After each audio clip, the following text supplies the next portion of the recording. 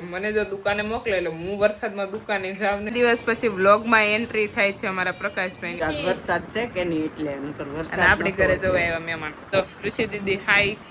અરે યાર રેવા દેજો. શ્રી કૃષ્ણ, જય માં મોગલ, હર હર મહાદેવ. કેમ છો બધા? મજામાં જશો? નવા વ્લોગમાં તમારું હાર્દિક સ્વાગત છે. તો અત્યારમાં ભાઈ જો આપણે વરસાદ છે તો 2 દિવસ મસ્ત આરામ કરીએ અને ફ્રી લાગે છે. તો પ્રોડક્ટનું કામ પેન્ડિંગ છે પણ અમે મોજ કરીએ અને અમે જો ફીસ પાસે જોવો તમે એક વખત ગાઈસ. દિવસ પછી વ્લોગમાં એન્ટ્રી થાય છે અમારા પ્રકાશભાઈની. શું કરો છો તમે? શું કરો? કલ્પ મુખવાસ ખાઈ રહીશ. મમ્મી જય શ્રી કૃષ્ણ, કેમ છો? જય શ્રી કૃષ્ણ, જય ગો માતા. બહુ મજામાં છે. એમાં વરસાદ છે એટલે વધારે આનંદ આવી ગયો. અને તમે કપડાની હાલત જોવો, રૂમમાં બેડ ઉપર કપડાની હાલત જોવો. એટલે તો કહું આનંદ આવી ગયો. આજ વરસાદ છે કે નહીં એટલે વરસાદ. આપણી ઘરે જોવા આવ્યા મહેમાન. હાય, કેમ છો? જોરદાર. મસ્ત. હોસ્ટેલમાં લાવીને જોરદાર હોય આવી વાતો કરે. હોસ્ટેલમાંથી આવે એટલે જોરદાર છે. તો મમ્મી ને અહીંયા જો ઋષિ દીદી. અત્યારે જો ઋષિબેન વરસાદ આવ્યો તમને કેવું ફીલ થાય છે? નથી માંગતા. કેમ કે તમને ચોમાસામાં કોઈ વોશરૂમ જવાનું કે પસંદ નથી, રાઈટ વાત છે? યસ. તો આમ જોવો રૂમ ની હાલત તમે એક વખત બેકગ્રાઉન્ડમાં જોવો. બધા આપણે ટ્રાવેલિંગ ના કપડા હજી સુકાય જેવું કે કેર આ સુકાઈ જાય એવું કરીને બેઠી એટલે તો ટીંગાઈ છે. તો અત્યારે ભાઈ જો આવું બધું ચાલે છે અને બધા એવો ફૂલ. મીનાક્ષી બેન ની કમી છે. મમ્મી અહીંયા, અમારા ઘરે આવ્યા નંદની બેન, એ બધા મોજ કરે છે. અહીંયા છે પપ્પા એન્ડ ભોલીભાઈ ખાય છે ખલેલા. આપણે ભગુડાની બાજુમાં ગામડું છે ત્યાંથી લાયા મસ્ત ખારેક खलेला के कोई खारक बोलते हैं, सब लोग अलग अलग बोलते हैं. क्या કેટલા શોખ આવે બોલી બદલે એવું કઈક હોય ને. બાર ગાવે બોલે બદલે. આપડા ગઢિયા કેતા માડી બાર ગાવે બોલે બદલે. તો આવું બધું ચાલે છે અને ઘણા સમય પછી મમ્મી ને પપ્પા ને ગૌશાળા એ બધા અલગ અલગ હોય, પોતપોતાના કામમાં બિઝી હોય. તો આજનો દિવસ અમે એવો કાઢ્યો ફ્રી આ કેટલા 1.5 વર્ષથી આજ દિવસ આપણો ફ્રી ગયો. ફ્રી જો નકર તો કેટલા બધા પોતપોતાના કામમાં બિઝી. ગૌશાળા આપણે મિલ્કિંગ નું કઈ મેળ ન આવતો પણ હમણાં પડી ગયો છે એટલે કઈ વાંધો નથી આવતો. આ બધું 10 વાગે નાસ્તો કરીએ, બપોરનું 2-2 વાગે જમીએ.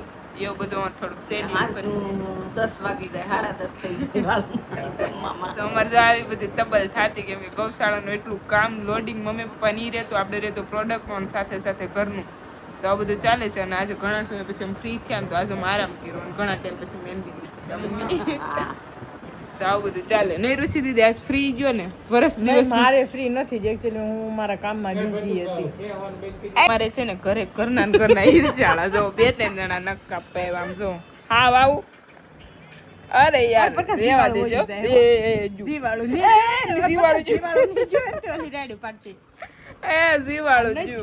યાર બોલે હા આવું ન હોય. તું ઢોર નો ડોક્ટર છો, માણા નો નહીં તને આ બધું નડે. કેવડા યાર નખ કાપી નાખશે. કામ કરી મેલ નથી. હાઇજેનિક નું ફૂલ ધ્યાન રાખું છું. વરસાદનું વેધર ચાલુ છે અને ધીમો વરસાદ આવી રહ્યો છે અને ઈ વરસાદમાં અમને નાસ્તો કરવાનું નવરા મન ન થાય એવું બને નહીં. તો કાલે પણ પ્રકાશબેન કંઈક અલગ બનાવી દીધું હતું અને આજે એને વેફર ફ્રાય કરેલી ખાવી છે. મને જો દુકાને મોકલે એટલે હું વરસાદમાં દુકાને જાવ નહીં.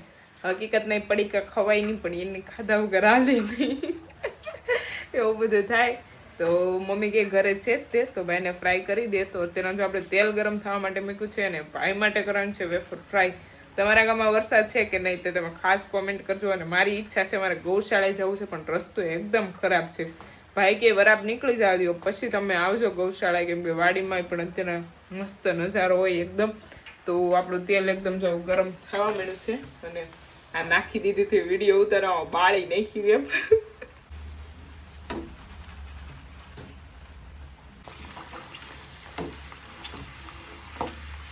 ફાઇનલ વેફર ફ્રાય થઈ ગઈ છે. પ્રકાશભાઈને આપણે ખવડાવી લઈએ નાસ્તો.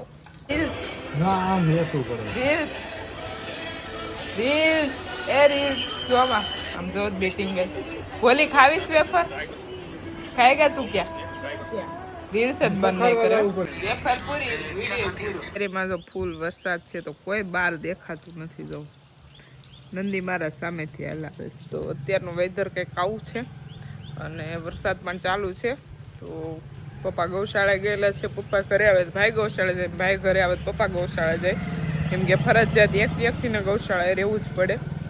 તો આવું બધું ચાલે છે અને ચલો આજનો બ્લોગ આપણે અહીંયા જ એન્ડ કરીએ. કાલે મળીએ નવા બ્લોગ સાથે. જે બ્લોગ મારી ચેનલ પર નવા હોય તો લાઈક શેર એન્ડ સબસ્ક્રાઈબ કરવાનું ભૂલતા નહીં. Bye bye. જય મા મોગલ. હર હર મહાદેવ.